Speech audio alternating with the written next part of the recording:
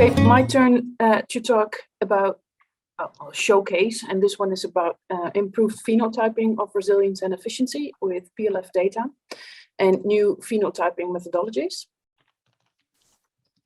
I want to stress that GenTORE and what we have been doing in the different work packages is more than I can possibly showcase in, well, 10, 15 minutes. But I picked what I believe are some cherries, and that together form a nice story.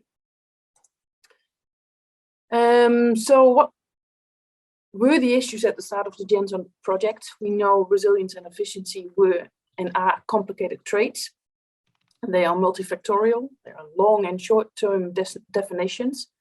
But we lacked insight in the relationship between these two, and Henk already asked the question today. If we have a resilient cow, is she then also efficient or not? And we also expected these traits to vary throughout life and physiological stages, but how to deal with this variation. So complex traits, but also traits where we lack a good practical ground truth, which is essential for farmers, but also for researchers, so we can explore the feasibility of PLF data to predict these traits. And to predict this early in life and not at the end of the life or at parity 6 or 7. Now, all the above issues are very true for dairy and beef, but I think for beef it's even more complex because the utilization of PLF technology in beef it's much lower than in cattle. And we have the complicating factor that these animals are often on pasture in remote areas, and that's just complicated for PLF technologies together or to generate data. Well, some of the issues mentioned may be solved through data that are generated by PLF technologies, and these are currently used and adopted by farmers to monitor and for decision support. And these PLF technologies have some beneficial characteristics. They are cow individual, they are longitudinal. Sorry. And they are high frequency. And that might be of value for complex traits like resilience and efficiency. And finally, there are a lot of developments in the domain of precision livestock technologies, and these might be promising for the remote situation where beef cattle is often in. So in GenTORE, we explored the feasibility of using tracking technology and video footage and their feasibility in assessing traits for resilience and efficiency. Well, the previous slide already mentioned that there's still a lot of unknown about both resilience and efficiency, and one of the things was how to deal with the variation of resilience and efficiency throughout life. Well, what GenTORE has been working on to account for the efficiency variation over time was to study the individual component of residual feed intake. And within GenTORE, we developed a multi-trait random regression model to predict this residual feed intake at any point in time as the difference between the actual dry matter intake animal effect and the one predicted from animal effects from milk, weight, and body condition scores. And this model applies both to dairy and beef and allows to take into account the variation over time of efficiency. What about the relationship between resilience and efficiency? Well, this was and still perhaps is a hard nut to crack, since there is limited data available in the literature that address both resilience and efficiency. But GenTORE contributed in understanding this relationship by starting a multi-site experiment, including both beef and dairy. And this experiment was set up such that efficiency and resilience were assessed, where the response to a nutritional challenge was a proxy for resilience. And the data from this experiment are analyzed as we speak. So I don't have a lot to tell about results at this point, but one preliminary result is that more efficient Charolais heifers, so animals with a lower residual feed intake, have the tendency to take care of themselves during a nutritional challenge at the expense of the growth of their calf. We also had the issue that we did not have a practical ground truth available, and that was particularly the case for resilience. And without a ground truth, we cannot start to use PLF data to develop proxies for these ground truths. So within GenTORE, we focused on developing a practical ground truth using data that is readily available in farms, and moreover, a ground truth that leaned heavily on the ability of cows to recalf. We came up with a scoring protocol that compares a cow individual performance to her herd peers, and it uses a bonus or malus points scoring system, depending if the individual cow is performing better or worse than her peers. And the result of this, what we call core scoring system, is a long-term resilience ground truth, the lifetime resilience score. And here you see the different areas of the scoring protocol and the weights that we assigned at livestock research to each of these areas. Other partners within Work Package 3, this is, used their own scoring points, their own weighing system, depending on data availability and farming system. And this was the core definition, but different partners also had available or additional or different data. So we also developed an adapted definition. Each partner applied both this core definition and the alternative or the adapted definition from themselves, but also from the other partners on their own data to rank the cows in their data set. And we subsequently computed the correlation coefficients to assess the agreement between the different equations. And what you see here is the outcome. Each column shows the correlation of the resilience ranking on data from that partner, and each row gives the weighing that was tested.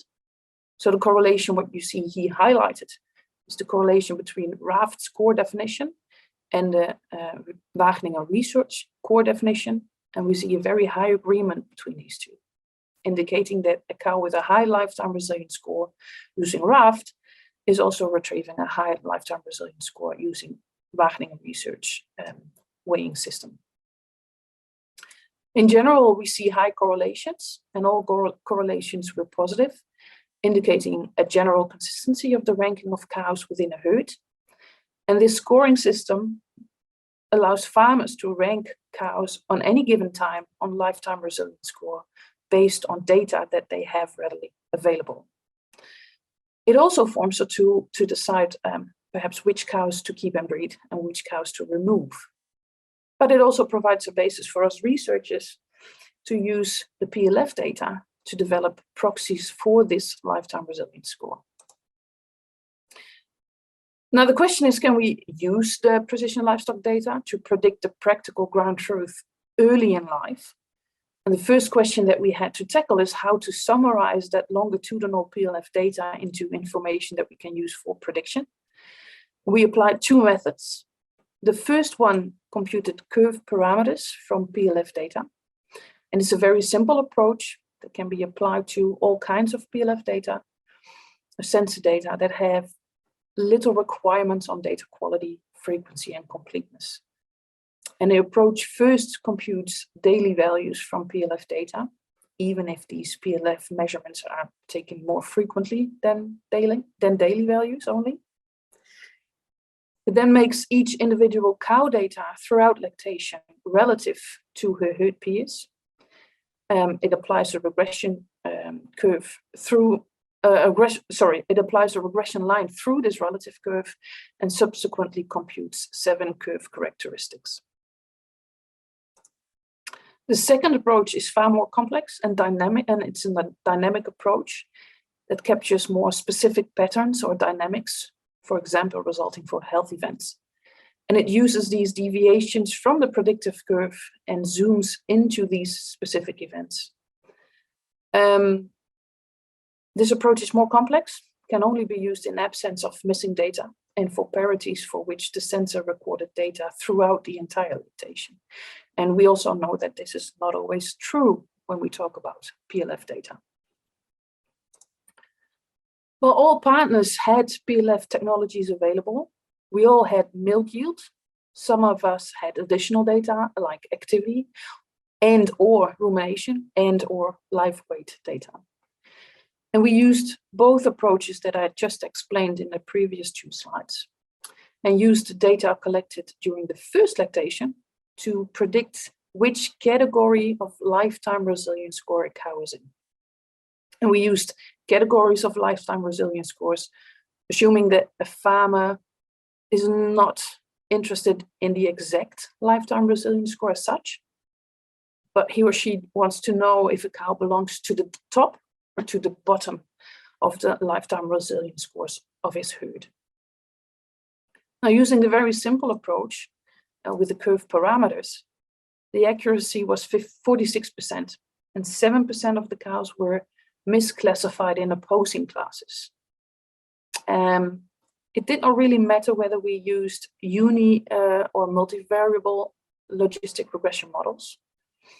And it also did not really matter if we used logistic regression or a more data-driven approach like random forests, although the latter did require way less data pre-processing. Using the more complex approach, the accuracy was higher, with 56%, with 2.5% of the cows being misclassified. The simple approach was also used to predict feed efficiency class, so using the same approach as we did for the lifetime resilience score. And we had an accuracy of 51.5%, with almost 4% of the cows ending up in opposing classes. And these results do suggest that PLF have potential to phenotype complex traits. With respect to using new technologies to gather information on resilience and efficiency related in beef, I really also enjoyed this part of the GenTORE. We explored the use of images from drones, collected using drones, to do several things. The first one was to detect cows in an image, to identify them, and to assess posture and height and weight of these animals. And that was done in a number of small-scale experiments in the Netherlands and in Poland. And the first results are very promising. And I think having drones to collect images do offer opportunities to collect information on animals that are in remote areas. The use of tracking data was also explored in the same small-scale experiments as the drones, but also, I think, in an experiment in Switzerland. And the tracking data was used to assess locomotion behavior and eating behavior, traits that can be related to resilience and feed efficiency. And the models developed using this tracking data for these behavioral traits were very promising, but we also had to conclude that this tracking technology was not ready yet for continuous monitoring of large herds in remote areas. With the tools and solutions that I just showcased, I think we can have impact on different stakeholders. First of all, the farmers. If we now have a tool to rank cows according to the lifetime resilience score within a herd at any time. We also explored the potential to predict this lifetime resilience score early in life, which can be used to select cows to keep and breed. And we have shown ways, new methods to collect information in remote areas for beef. It's a potential. The impact on advices, well, we can use the lifetime resilience score to monitor resilience at herd level and identify areas that require attention through benchmarking. And at this point, we are trying to do exactly this in a software tool. And the impact for breeders is that we now have at least some methods or methodologies or possibilities to phenotype animals using sensor data on a large scale, including beef. And that was it for this showcase. Hope to have input from you.